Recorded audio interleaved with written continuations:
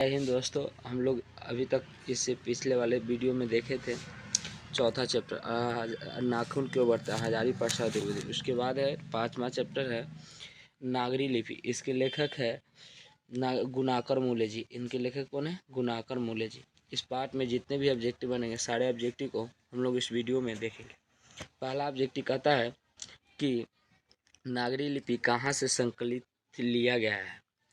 कहाँ से संकलित लिया गया है? तो ये भारतीय लिपियों की कहानी से लिया गया है। भारत की लिपियों की कहानी से लिया गया है। डी नंबर ऑप्शन हो जाएगा दोस्तों। इसके बाद मेरे भाई देखते हैं कि नागरी लिपि पाठ के लेखक कौन है। कौन है? तो गुणाकर मूले जी इनके लेखक है। कौन है? गुणाकर मूले जी इनके लेखक। अगला तीसरा नंबर क्वेश्चन देखते हैं कि हिंदी हिंदी लिखी जाती है किस लिपि में लिखी जाती है? तो देवनागरी लिपि में लिखी जाती है दोस्तों। किस लिपि में लिखी जाती है? देवनागरी लिपि में लिखी जाती है। चौथा क्वेश्चन देखते हैं कि ईसाई की 14वीं 15वीं सदी के विजयनगर के शासकों ने अपने लेखों की लिपि को कहा है नंदी नागरी लिपि कहा है। क्या कहा है? नंदी नागरी लिपि। ए नंबर ऑप्शन हो जाएगा मेरे भाई। इसके बाद देखते हैं 5 नंबर क्वेश्चन कहता है कि 12वीं सदी के केरल के शासकों के सिक्के पर वीर केरलस्य जैसे शब्द किस लिपि में अंकित है? तो देवनागरी लिपि में स्थित है। किस में है? देवनागरी। डी नंबर ऑप्शन हो जाएगा मेरे भाई। 6 नंबर क्वेश्चन देखते हैं कि नागरी लिपि शीर्षक पाठ साहित्य की कौन सी विद्या है? तो नागरी लिपि क्या है दोस्तों? निबंध है। क्या है? निबंध है। बी नंबर ऑप्शन हो जाएगा मेरे भाई। इसके बाद 7 नंबर क्वेश्चन देते हैं निबंध के लेखक कौन है? तो गुणाकर मूले जी है। कौन है? ए नंबर ऑप्शन गुणाकर मूले जी हो जाएगा। इसके बाद 8वां नंबर क्वेश्चन देखते हैं कि तमिल मलयालम तेलुगु कन्नड़ भाषाएं हैं दक्षिण भारत का है। किस भारत का है? दक्षिण भारत का है ये। इसके आगे देखते हैं 9वां नंबर क्वेश्चन कहता है दोहा कोश किसकी रचना है? सरहद पाद जी का है इस दोहा कोश की रचना। इसका 10 नंबर क्वेश्चन देखते हैं कि हिंदी के आदि कवि कौन है? हिंदी के आदि कवि कौन है? तो हिंदी का आदि कवि सरहद पाद जी है। सरहद पाद जी। इसके आगे देखते हैं 11 नंबर क्वेश्चन उत्तर भारत से नागरी लिपि के लेखक कब से मिलने लगी है? तो 9वीं सदी से मिलने लगी। किस सदी से मिलने? 9वीं सदी से मिलने लगी। इसके आगे देखते हैं 12 नंबर क्वेश्चन नागरी लिपि के आरंभ कहाँ से मिले? तो दक्षिण भारत से मिला है। किस भारत से मिला है? दक्षिण भारत से मिला हुआ है। सी नंबर ऑप्शन हो जाएगा मेरे भाई। 13 नंबर क्वेश्चन देखते हैं कि देवनागरी लिपि में मुद्रा के टाइप कब बने? तो 2 सदी पहले इनका टाइप बने। 14 नंबर क्वेश्चन कहता है दक्षिण भारत के नागरी लिपि के लेख कब से मिलने लगे? तो 8वीं सदी से मिलने लगे। किस सदी से मिला? 8वीं सदी से। वेतमा दान पत्र किस समय का था? 1020 का। वेतमा दान पत्र किससे था? 1020। इसके बाद बेतमा कहाँ पर है? बेतमा कहाँ पर है? तो इंदौर के पास है। कहाँ है? इंदौर के पास। बी नंबर ऑप्शन हो जाएगा। 17 नंबर क्वेश्चन है कि गुणाकर मूले का जन्म कब हुआ था? तो 1935 ईस्वी में गुणाकर मूले जी का जन्म हुआ था। डी नंबर ऑप्शन हो जाएगा। 18 नंबर क्वेश्चन गुणाकर मूले की शिक्षा की भाषा क्या थी? तो मराठी थी। उनकी भाषा क्या थी? मराठी थी। गुणाकर मूले का जन्म कहाँ हुआ? अमरावती महाराष्ट्र में हुआ था। अमरावती महाराष्ट्र में हुआ था। बी नंबर ऑप्शन हो जाएगा। दिव्य अंकर ताम्रपट का समय क्या था? तो 1060 था। 1060। सी नंबर ऑप्शन हो जाएगा मेरे भाई। इसके बाद है राष्ट्रकूट राजा दंत दुर्गा का समांग दानपत्र किस समय था? तो 754 था। 754 था। इसके आगे देखते 22 नंबर क्वेश्चन लेखक ने किस लिपि को प्राचीन नागरी लिपि की वहन दी बंगाली लिपि को। देवनागरी किसे कहा है? काशी को। देवनागरी किसे कहा है? तो काशी को कहा है। सी नंबर ऑप्शन हो जाएगा। देवनागरी किसे कहा है? तो काशी को कहा है।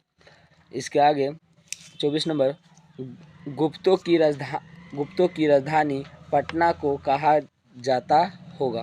देवनगर। किस नगर कहा जाता है? देवनगर। राजा वरगुण का पाल्यम ताम्रपात्र किस समय का था? 9वीं सदी का था। किस समय का था?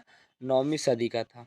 इसके आगे देखते हैं दोस्तों महिर भोज की ग्वालियर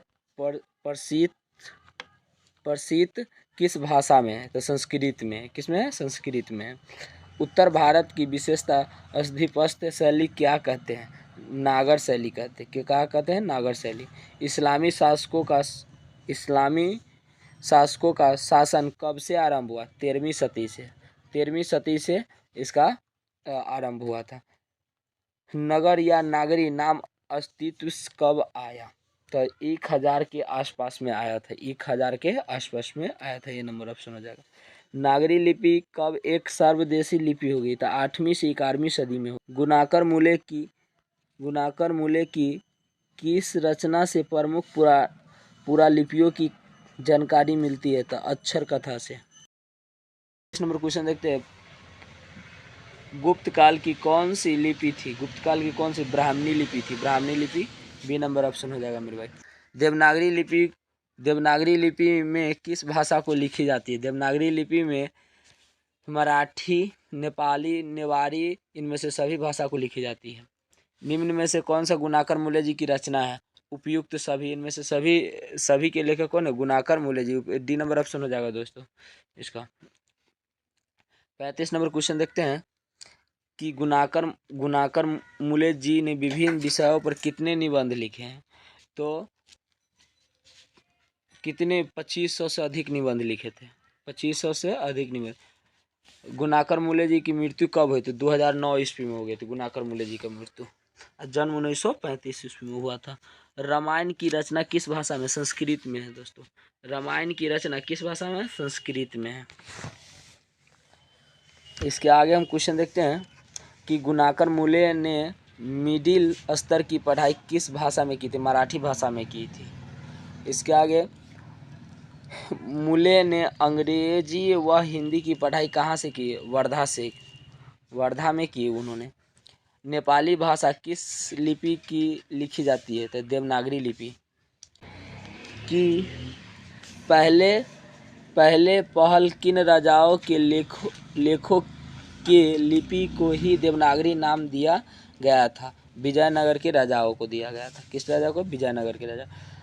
टकसाल का संबंध था सिक्कों से।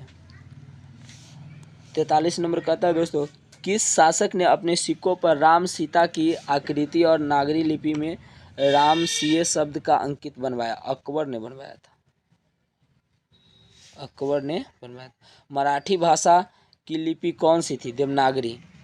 और किसे देवनागरी की संज्ञा दी गई? काशी को। मालवा में नागर लिपि का इस्तेमाल होता है, ऐसा किसने कहा? अलबुरीनी ने कहा था। अमोघ वर्ष कौन था? अपभ्रंश था। अपभ्रंश। दोस्तों आई होप इसे आपको समझ में आया होगा। इनका आप पीडीएफ लेना चाहते हैं तो हमारी संकल्प क्लासेज बाय मुन्ना सर में ज्वाइन कीजिए और इनका पीडीएफ मिल जाएगा। तब तक के लिए जय हिंद। मिलते हैं अगले चैप्टर में।